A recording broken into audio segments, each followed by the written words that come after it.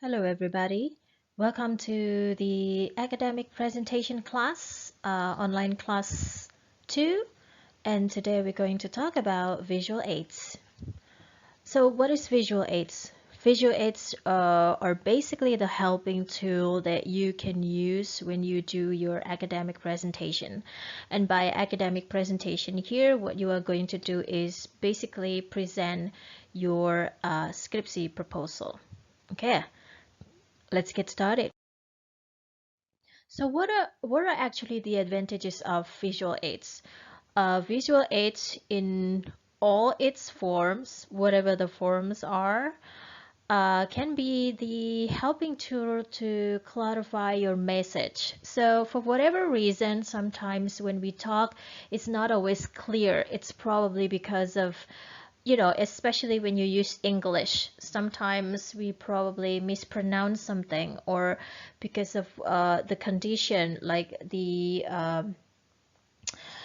situation, like the room audio, or because you are very nervous and you speak so with a very, very small volume that the audience cannot hear you clearly. So the visual aids will help you to clarify your message. They can read your PowerPoint in order to understand what you're talking about.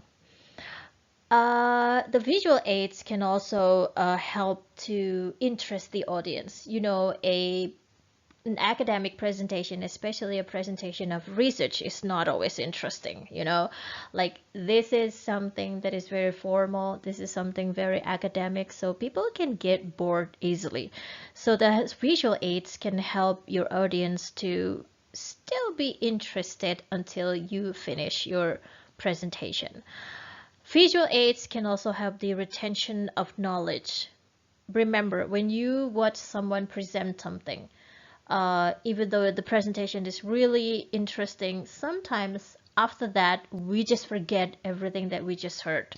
So visual images can help your audience to remember what they have heard from you through your presentation, because visual images stay longer than verbal ones. What you see stays longer in your brain than what you hear.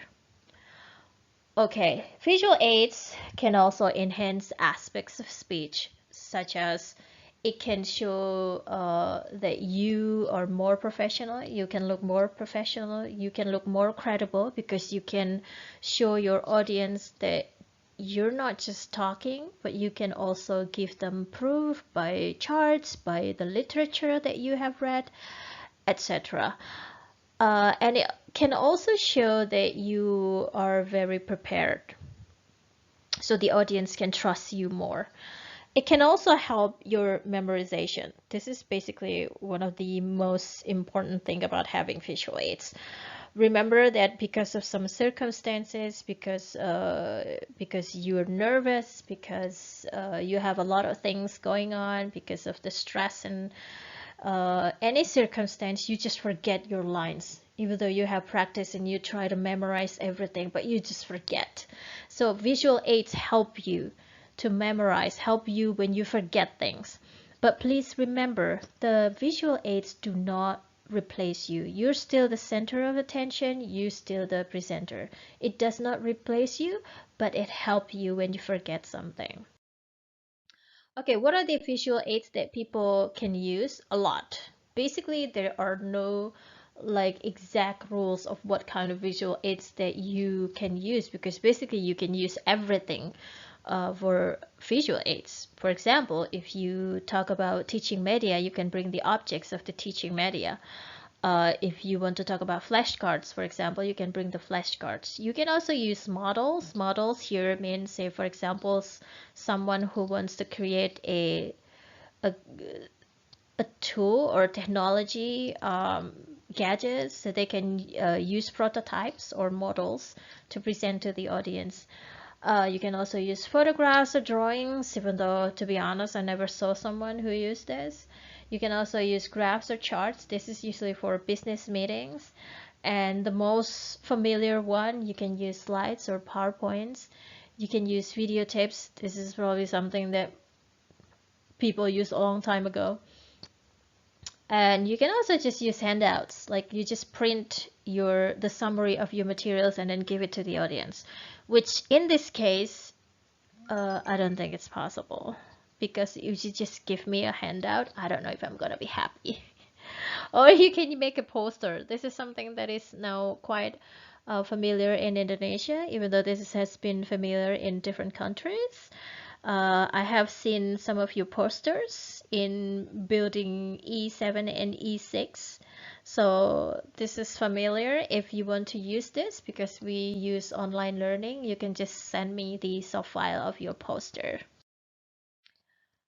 Okay, for this semester's class, because this is a very special circumstance, so I think the options of the visual aids that you can use is PowerPoint, definitely, or you can use poster, soft file, you can use Prezi, Mentimeter, or any app that can help you make an interesting visual aids, as long as it works. I really do hope that you can make sure that the link can be accessed and it's actually easy to see when we use Teams or Zoom for your live presentation.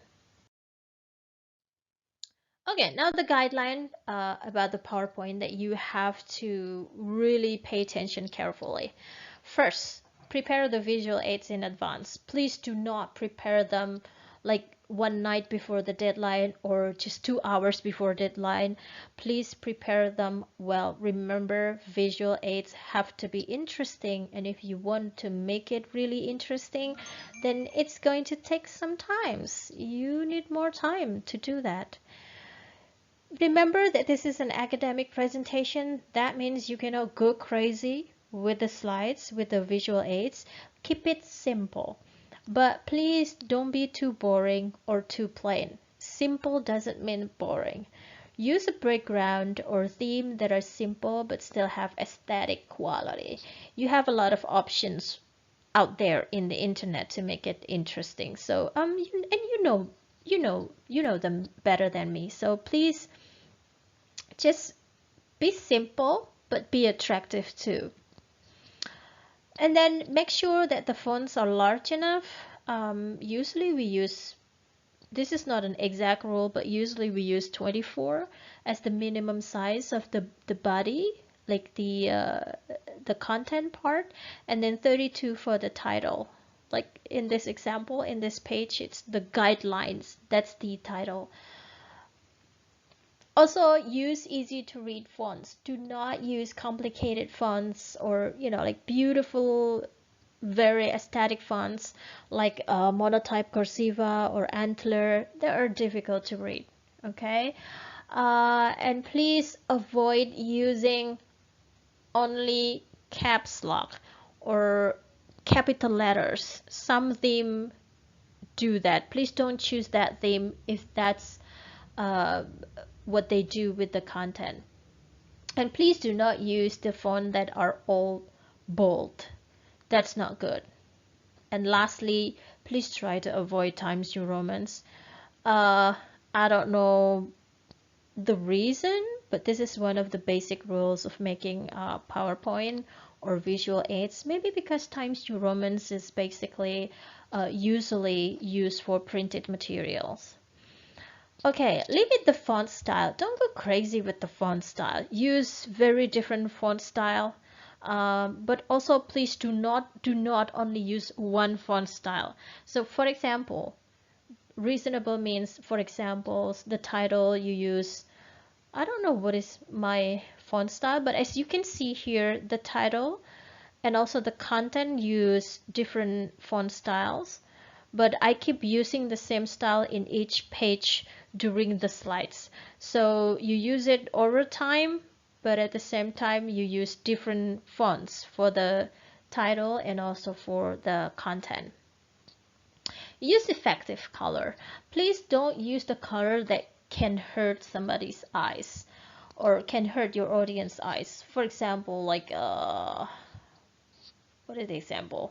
Yellow, like a background, yellow background, that definitely can hurt somebody's eyes, or bright red, or bright pink. Please just use subtle color, or if you want to use something dark, that means you have to use something light for your font. Remember that the background and the font has to contrast. They have to be contrasted a lot, like a lot, not half contrast, but they really have to be contrast. For example, black and yellow, yellow for the font and black for the background, or dark blue with yellow font, or white font with dark, I don't know. Just think of colors that really contrast, not half contrast. What is half contrast? For example, your background is pink, light pink, and then your font is gray, then that's not good, okay? Because they are not completely contrast. Okay, now about the content of your visual aids. Remember that you don't have a lot of time for your presentation, so please don't go crazy with the pages. For your proposal presentation, you must include first the introduction. You don't have to name this part introduction, okay? But you can name it, like, for example, background of the study, how it all begins, or any other name that represents its content.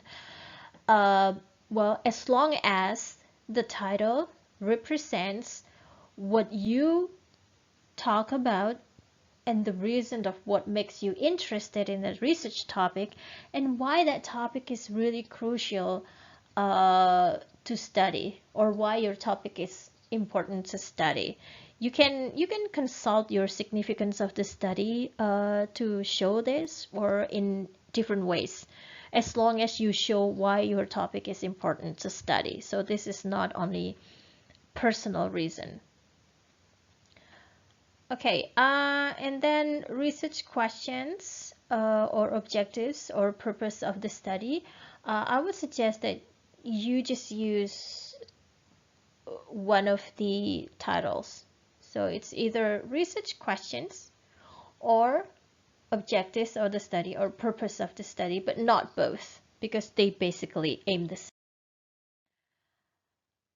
Okay, for literature review, this is a must. Okay, so literature review basically is to show the audience that when you want to study this topic, it's not only because of your belief, but you actually has theoretical foundation. You have theoretical background that you have read in the past literature, that this is something that people have talked about and people have studied and found some things. So this is not just your imagination. You can choose the literature that represents the variables of your study. So let me give example. For example, you talk about the effect of teachers' personality to students' motivation to study. So you have to talk about personality, you have to talk about motivation, and you have to talk about how personality and motivation are connected. And that's really important to talk about. Please do not only choose definition, but also choose the literature that can represent, that can show the audience why talking about motivation is important, and why talking about personality, teacher's personality, is important in the world of language education. You are allowed to use quotation or citation, but remember, use the APA rules. Do not forget the author's name, year, or page if necessary. And this is the only part of the slides where you can be a bit wordy, because you have to quote inside. So it's okay to be wordy a little bit, but only in literature part. Okay. Now, the next part that you have to have in your visual aids is methodology. Because methodology has a lot of parts in it, please make the slides simple and informative. Okay, avoid using full sentences. Full sentence like, This study use case study, qualitative case study design. Instead of saying that, you can just use design colon qualitative case study. Okay, because you're going to explain that in your presentation, but not in your visual aids. Okay, this is now the sins or something that you must not do with your PowerPoint. First, only reading it. Of course, if you just read it. First, that means you're not ready, you're not prepared, and you lose all the eye contact because you keep reading on the screen. And then hoping the slideshow cover your lack of preparation. Trust me, even though you have a very beautiful PowerPoint, you have amazing visual aids, it doesn't mean that it's going to cover if you're not prepared. If you're not prepared, you will show that you're not prepared. Too much in everything is not good. Okay, so too much color, use, font types, content in one page, like full page, okay, numbers, pictures. If you have a content that is too long, then divide them into 2 pages. Hard to read fonts. Hard to read fonts are the fonts that are very artistic, like Antler, Monotype, Cursiva, and many other fonts. Please, just if you cannot see clearly, then your audience cannot see clearly too. Okay, and then wordy slides. This is the example of wordy slide. This picture is the example. So you just copy and paste one paragraph. No, that's a no can do. You cannot do that.